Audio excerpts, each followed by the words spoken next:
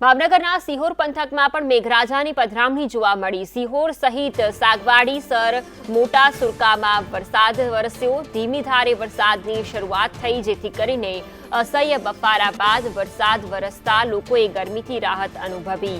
અનેક પંથકોમાં સવારથી જ વાતાવરણ પલટાયું હતું અને કાળા ડિબાંગ વાદળોની વચ્ચે વરસાદની શરૂઆત થવા પામી છે।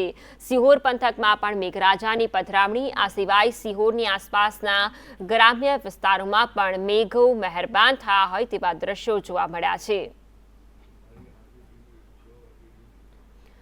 ફોનલાઈન પર મુકેશ જોશી જોડાયા છે। મુકેશ, ભાવનગરમાં વરસાદી માહોલ, કેવા પ્રકારની સ્થિતિ?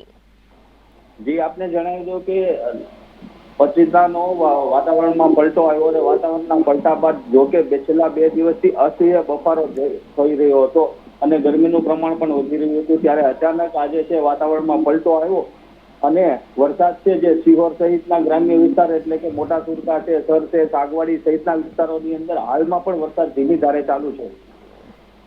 જી બિલકુલ મુકેશ, આભાર તમામ વિગતો બદલ।